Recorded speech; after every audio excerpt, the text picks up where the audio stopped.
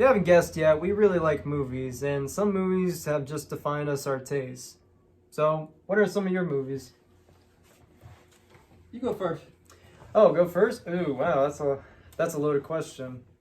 You know what? One movie I really, three movies in one that I really love. That I really, if I can make a movie that are as good as this one, I'm solid. It's Back to the Future. I love that. It just like brings a good feeling. You just feel good watching that movie. That's not one of my go-tos in movies. I like more of the heart-wrenching, tragic. I mean, those are good too, but sometimes, you just want to have like a good time watching something, and that's like that for me, Back to the Future, where you don't want to, like getting you down too much, and you just want to, have some, fun and just bring a smile to your face after a long day. That's what it is for me, hearing like just all the intricate storytelling that movie goes into, stuff that you would think that they would miss out and everything. And Doc and Marty, especially Marty, he is like the cool guy right there. But you see, like, he has all this, weight on him because he has like not so great a family and whatnot. So that's another good one I just really enjoy. What about you? What's a movie that defines your taste in movies or impacted you? Rather, Scott Pilgrim versus the World. Is definitely my favorite movie of all time. It's a classic for me that I used to watch when I was growing up all the time. It's really great. I just really love the way they do subtle, dry humor in that movie, where like they can do a joke, but it doesn't come off as a joke, but it's still like really funny.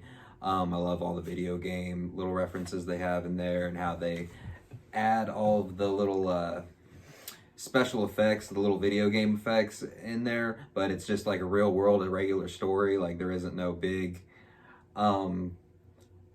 super plot going on. I mean, she got the evil X's in it, everything, but it's not like this. It's kind of just like a regular story about these two kind of not great people. Like neither of them are really great, but and how they connect and work with each other and stuff like that. And I just really also. It just always hits home for me. I love Scott Pilgrim versus the World, and I think that's why I like other movies, kind of like Ready Player One. I think that's why I like that movie so much, is because it reminds me of so much of the little video game tidbits and whatnot. And Mega Man growing up for me was like one of my favorite little Mega games. Man? Yeah, growing up. Very difficult games. Yeah, very, very difficult. I played almost all of them though. I really love Mega Man. Mega Man was You ever played awesome. Mega Man X? Yeah. I always use Zero. Mm-hmm. Who had the freaking sword. Yeah, Zero's freaking dope. Zero's freaking dope. But yeah. All those just little 8-bit classic video game references and stuff. I think that just really sells for me. But yeah, I just love that movie. I guess I'll probably go into different territory with some of the movies that influenced me. I do think I like, I don't know if it's because of my character. I don't really like the heartwarming stuff. Maybe I'll come around to it. But one of the movies that has been very influential with my taste in movies is The Departed, directed by Martin Scorsese, who does a lot of mafia films. And I know he has a lot of other classics before The Departed, like Goodfellas, Casino, stuff like that. But with my age, I wasn't really around when those movies were being made. I have seen those; are great films. But The Departed, because of where I was in my life and my age, is kind of like is more easily accessible, or something that had just came out. You were in the right place, the right time. Right place, right time, and I saw that. And the movie blew me away, and it kind of influenced a lot of my tastes and stuff, as far as a very dramatic story, very heart-wrenching. My favorite Leonardo DiCaprio role ever, and spoiler alert, he gets freaking iced like 75% of the way through, or maybe like 85% of the way through. He gets killed, and it's like he's like really the only good character of the whole movie, and really rooting for him. And it's just like you really just do not see it coming. But also, it's not done just for shock value. It's very well done, and it's to the point of the story. I loved Matt Damon in that film, playing a freaking douchebag villain. Like, he's a character. Every time you see him on screen, you're like, I fucking hate this guy. He's really good and sells you on that. And Matt Damon usually plays, good type characters. Nicholson, man. Yeah, I love the duality of the film, like cat and mouse kind of a thing, where you have Matt Damon, who is a guy in the mafia who is infiltrating the police, but then you have Leo, who is also a police force, but he's working undercover, trying to uncover Jack Nicholson's character. So I like the duality of the film. I like the heart-wrenching stuff in the film. I like how the humor in the film, like that dark sense of freaking humor, that mafia type humor, I really like. So I mean, that movie is very impactful for me as far as the kind of dark humor aesthetic that I like. But yeah, great freaking film. I guess one other movie, again, what we were talking about, like right place at the right time, but for this movie, for me, it was watching like Charlie and the Chocolate Factory when it was like back in 2005. I didn't know who. I mean, I kind of knew Johnny Depp, right? Yeah, I mean, I didn't. I guess I kind of knew the Willy Wonka story because there was always like I was always watching cartoons and they would always have like a parody episode of Willy Wonka, but I never actually knew the story. But when I didn't know who Tim Burton, except that he was just a name that I would see everywhere, you know, and everything. And I know who Johnny Depp was, and this was sort of like my introduction to it. And I guess for a lot of people, they were just weirded out by it. But for me, it just looks like a fun time. I can't really explain it other than it just has a weird vibe that I just enjoy and everything. And I was just having like a fun time having like this surreal, almost psychedelic kind of, you know, venture out for it. And it got me into watching the original, which I also enjoy. And it also got me into wanting to seeing that new one, which I'd recommend, you know, big time. But I just remember when I first saw that, it's like I want my own chocolate factory. I want to have my own chocolate room.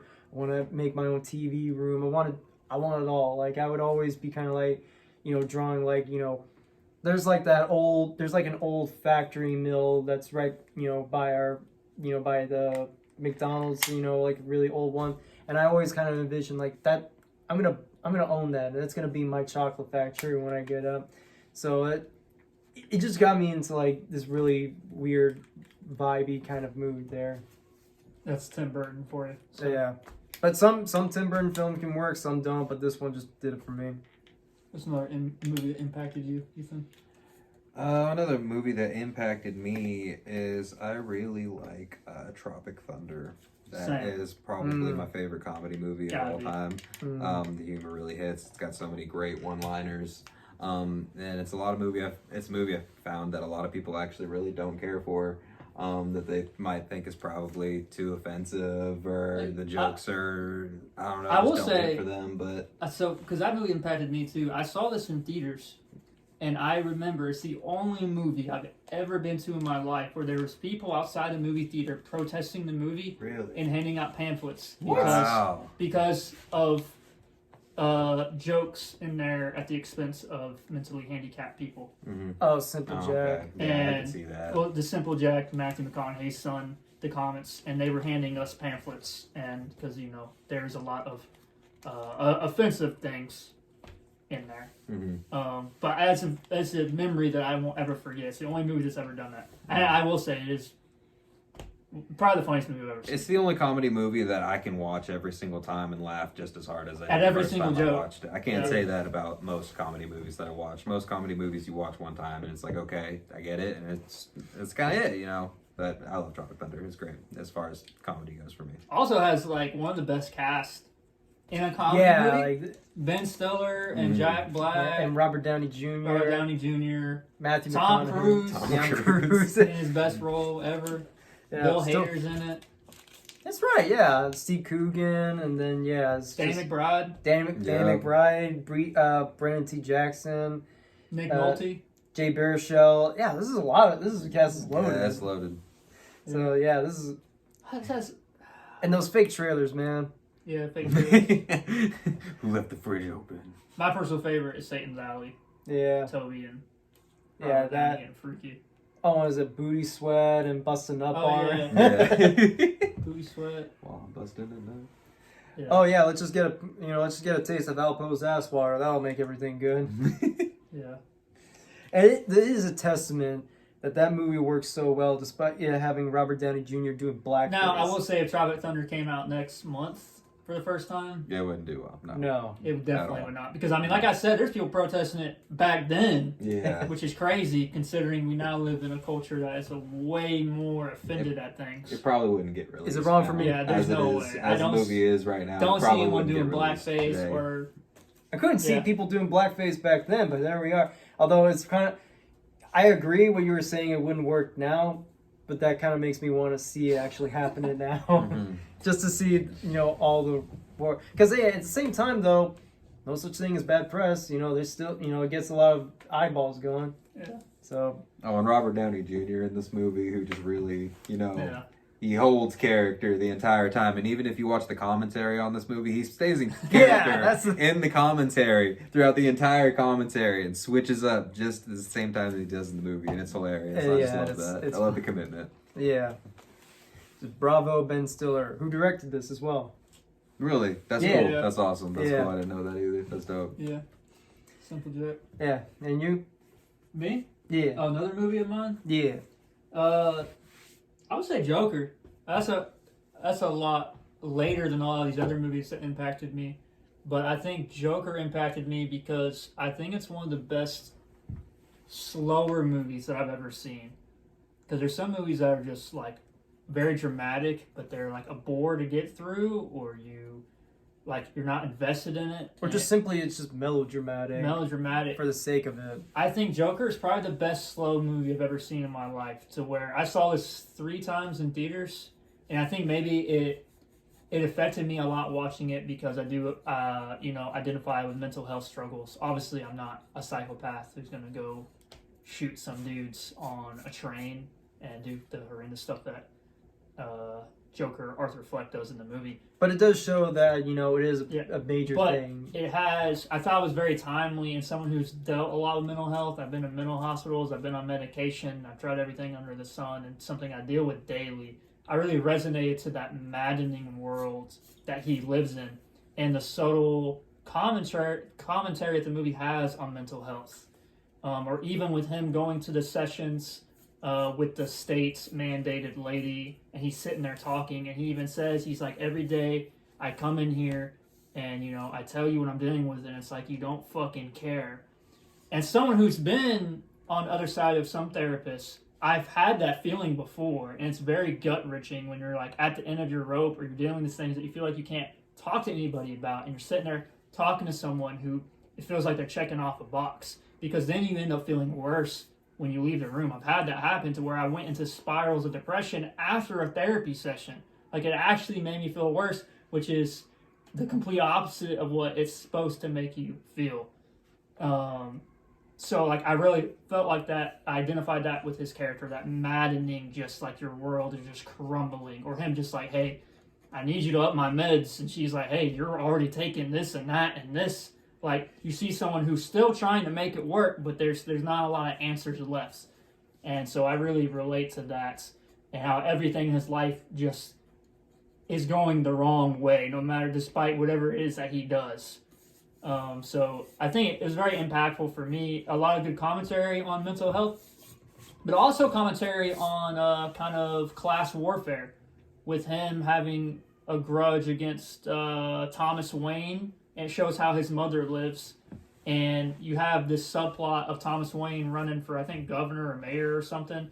But you see a lot of people protesting him, and there's a lot of nods to class warfare with, the middle class and the upper class, with Arthur Fleck definitely and his mother falling into that middle to lower class. And even at the end of the climax of the movie, which is one of the best climaxes, I think, of a film ever, the intensity of that scene with Robert De Niro sitting there with the music honestly ramping up and getting more and more intense, and then him talking about the Wall Street guys that he killed.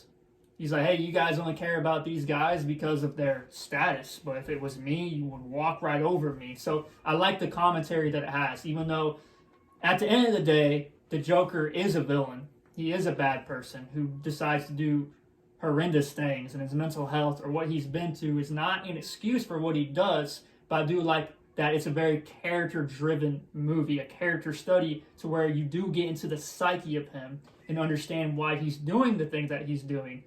So he's not a sympathetic character by any means, but he's kind of, you can get inside the mind of someone else and maybe understand someone's perspective. And at the end of the day, I like arts, movies, music that helps portray you feeling what somebody else feels, even though you're not in their shoes. And so I think that movie is very impactful for me, and to this day, it's one of my favorite movies of all time, and kind of has impacted my taste in some things. That was impressive, Yeah. man. Good, yeah. I like that. Let's do another round. Okay. Let's do one more movie to finish it off. Oh, one more movie. You know what? It's a movie that I don't normally talk about. I could talk about movies all in all, but you know what? You know, every time I even see it, it just gets me, like I said, just a nice feeling at the end after I'm watching it. And it's another Ben Stiller directed movie. I bet you guys never heard about it. It's called The Secret Life of Walter Mitty. Oh, Yeah, it's I do like yeah. that movie. So give it a little synopsis. He's like this. He's shy, outgoing, and he's always living in his head. He's always imagining more impressive stuff that he could do, but he's always just in the corner doing his own thing. He works at Life magazine. He's the guy who puts all the exotic photos on the covers of it. But they're putting out their last issue, and sure enough, it got this one photo. This one photo is supposed to be the quintessence of life. It's going to be in the cover of the magazine. One problem though, the photo is missing. So he has to go all around the world, find the photographer, and actually go out and enjoy like being the kind of imagination or imagery that he once thought he was going to do, but now he's actually out doing it. All the while because he'll be out of a job and he has nowhere else to go, so he's pretty much living what he wanted to do. The movie is actually a remake of an old Danny Kaye movie, which the only thing that's similar is he is imagery. He likes to imagine himself doing like some sort of like exotic adventurous man or whatever, but it gives you the idea of whenever you feel like you're being like cooped up or whatever, or you feel like you're not satisfied with everything, you're too busy imagining like other things, more exciting things you want to do. Like you want to talk to that one girl, you want to do all this cool stuff, you said you want to do all this cool stuff, on and on and on, but you never actually had the chance to do it. He actually makes that, jump. Like, and it's not just, and we're just talking about, it's easy for me to say like, oh, he does crazy stuff, but I'm like, for him, he goes around the world, he meets up with like a drunk, pilot, goes around, to this boat, accidentally jumps into the water, almost gets eaten by a shark, goes to, bike riding to find this photographer, only to end up being in this empty town that's about to, with a volcano that's about to be erupt. Goes around, talks to like warlords or whatever, goes around like mountain climbing or whatever just to find this photographer. And I won't give it away where the photo is, but just it's more of like, about the journey, the actual, stepping up and actually doing it. I guess in a weird way, it's almost kind of like, Office Space, that movie or whatever. Cause, that'd be on my list of impactful movies too. Yeah, because again, it gives you that feeling like, if you want to do something, you have a passion, and possibly may not, like your current, status at the moment. No other way to do it, no other way to change that except just, branch yourself out there. And when you actually see the photo that was taken for the final cover of Life, that just sums it up, for this character and hopefully what happens to him afterwards. What year was that movie? It was 2012, 2013, somewhere around there. It was like a few years after he did Tropic Thunder. So it was, yeah. And it also brings like a good, a nice, how do I put it? It gives a new side to Ben Stiller, because I think when we see him, he's always like either Tropic Thunder or Night at the Museum or some combination of the two. But we don't see, I mean, not to say it's like, high dramatic or whatever. And I'll say this. it's a little sometimes it can be kind of hit and miss because when you see the fantasies in it, it ranges from him being like jumping out of a building to leaping out and jumping into a building that's blow up, and he's carrying like a three-legged dog with a prosthetic or whatever, or him being like this exotic speaking ice climber man with like a tan or whatever, to having like this weird Benjamin Button kind of fantasy where he's like a little old baby man, at the end of his life or whatever. So like even the visions can be hit and miss, but it's still, I give it a bit of a pass, but because for me anyways, I can't help but imagine like weird stuff, weird scenarios like that or whatever. But it's just, I don't know, it's just that weird mentality, but it still gets the idea of what this guy wants in life.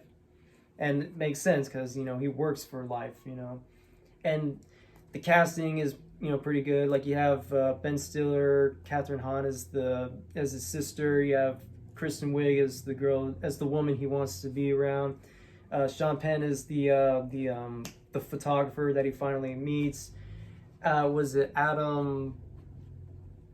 I can't remember the name, but it's the Adam Scott. He's the guy who owns the Life company, and he's like this young, has like this obvious like douchebaggy kind of beard and look to it all, but even he's not really the bad guy. He's just kind of misguided in its own way. He's a dick, but he's a misguided dick in his own way. So, but yeah, it's just a really nice experience. It's another film for you, Ethan. Kick-Ass. Kick-Ass is probably my favorite comic book adaptation, superhero kind of film without really feeling like a superhero film. It's got this very realistic side to it, which it kind of plays into with its humor, where this guy's trying to be that everyday hero, but he's just getting his ass kicked, and I really like that until the point where he learns how to be what he needs to be, and it's really cool. I will say also, Kick-Ass, directed by Matthew Vaughn, who I'm a huge fan of. He directed X-Men First Class, one of my favorite X-Men films, and also directed Kingsman Secret Service, first one. Yeah. So, Hell yeah, that's cool. Yeah. I really love Nicolas Cage in this movie. His portrayal of Big Daddy's freaking great. I love that he's like this psychotic Batman. Yeah, Batman, basically. Right down to when he's, a civilian, he kind of talks like Adam West. Yes. Yeah, and he's great. And, I can't remember her name, but Hit Girl. She's Chloe Moretz. Yeah, Chloe Moretz. Yeah, she's great. And I this think that's a freaking breakout movie. role. It was. Really? Yeah. That's Yeah, awesome. It's a And, breakout role. Yeah, that's awesome because she's so freaking funny in this movie and she kicks ass. Horrifying. But I just really love this movie. I think it's great. It almost feels kind of like I know it's not an original concept, but it almost kind of feels like that. Like it kind of feels like its own standalone little thing. And I feel like it's almost a better movie than a lot of MCU movies and a lot of other superhero franchises, movies that get like whole franchises based around them. I feel like it's really good. Yeah. It does a good job of blending dark humor, but with good action pieces. Yes. But also good like drama. Mm-hmm. It really does. Perfect blends. Yeah. One of my favorite scenes in the movie is where they're watching the video of Big Daddy taking all those people The warehouse down scene. in the warehouse. Yeah. That is freaking awesome. Yeah, the music's great in that too. Yeah. Mm-hmm. And even near the end where Kick-Ass is with the gun and at the end and everything. Oh yeah, the Hallelujah playing. He Yeah. freaking shows at the guy. Also, Mark Strong is probably my favorite character in the movie as the villain. Oh yeah. And Great. that's just proof that DC wasted him even more when he did Sinestro in the Green Lantern movie. Yeah. Mm-hmm. Luckily, they did him justice in Shazam, but yeah. Well, I think it might have been Aaron Taylor Johnson's breakout role too. It probably was. Yeah, and honestly, I forget that's Aaron Taylor Johnson a lot of the time. He's a lot bigger now. Yeah. Because the only other movie I know he was in, I didn't see it, obviously, but was like this TV Nickelodeon movie out there. Was like Angus Thongs and Perfect Snogging. That's probably what got him hired. Yeah. Yeah. Believable, you know. Mm-hmm. Yeah, so that just shows you how far this dude's went, and I couldn't be more happy for him, man. Yeah, and bro who plays Red Mist. I forgot his name. Oh, Christopher Christopher. Mintz-Plasse. Yeah. Yeah, As well. McLovin. What's that bro's name who plays their friend? Oh, what's this dude? Evan. Evan Peters, that's it. Yeah. Yeah, he's big now too. Yeah. Yeah. Both Quicksilvers too. Also. Both Quicksilvers. Yeah. So. It's true. Pretty good cast. Yeah. Well, I'd say for my last movie, one that impacted me, I'm gonna say The Prestige, which was directed by Christopher Nolan, which is one of his least or more not looked at films. People like to talk about Dark Knight trilogy or Inception or Interstellar, movies like that. Prestige is probably my favorite movie by him. A little, I won't say lesser known because I think everyone knows Christopher Nolan's movies, but like I said, less critically acclaimed and whatnot. Stars Hugh Jackman, Christian Bale, two of my favorite actors. But also, what I like what the movie does is I like how they play with the timeline in the movie, which Nolan does a lot in his other films as well. He's really big into time. That's like he's obsessed with it or something. But Prestige was the first movie because I saw this before I saw Memento by him. The first movie I saw that really played with time to where it shows one scene that's like in the past, and the next scene will show something like in the future, and the next scene will show something like in the present. To where, and it doesn't like give you any real context or warning. It's like you just have to put the pieces together yourself. So the movie makes you think, and sometimes I don't like that, but in this, it's like it adds to the mystery of things where you're trying to put because it's a big mystery movie at the end of the day. It's about two magicians trying to up each other. They're both obsessed with each other, and I like how in the beginning of the movie you're like, okay, Christian Bale's a douchebag, and you really sympathize with Hugh Jackman's character. But then by the end of the movie, like halfway point, you feel the opposite. You're rooting for Christian Bale, whose character is in jail, and you're like, oh man, screw freaking Hugh Jackman's character. Michael Caine is in it. He kind of plays kind of mediator between the two. Scarlett Johansson as well. But I really like the performances between Hugh Jackman and Christian Bale, and I like the plot twist at the end. I think it's the first movie where I really felt the plot twist and I appreciate the plot twist. Because a lot of movies, like plot twist becomes just a gimmick that they use, and sometimes they'll just be like completely unbelievable and will take away from the movie. And it's like they were just doing this to just have this crazy plot twist, like Spiral. Yeah. Remember we saw Spiral? Yeah. Like just so unbelievable. Like nah, bro, it's so stupid. Or even like later Shyamalan work and everything. But Prestige, like the plot twist felt very earned, but also I really did not see it coming. But it also adds to the fact that that's a movie that you can watch. Every time I watch the movie, I catch something different. And that's like real masterful writing. But I love the twist at the end. It's another slower movie, kind of like Joker. It's a slower movie, but the build-up is really good and everything pays off. And it's just a great film. Oh, also David Bowie's in it as Nikola Tesla. That couldn't be any more perfect casting. Yeah. Andy Serkis is in it too. No shit. Yeah. Damn. He plays David Bowie's like right-hand guy. Damn, that's awesome. But yeah, great movie. If you've not seen Prestige, go watch Prestige. Nice. But yeah, these are just a few of the films that we picked, movies that impacted us. Let us know movies that impacted you. What you think about the movies we talked about? I'll say this one last thing to wrap it up. Any movies you guys seen lately that you would recommend? Recommend? Yeah. Rebel Moon. Rebel Moon. Okay. Rebel Moon. Go watch a Rebel Moon review. Yeah, Rebel Moon is pretty good. And if you get the chance, also see Wonka. That's a good movie too. So. Peace out.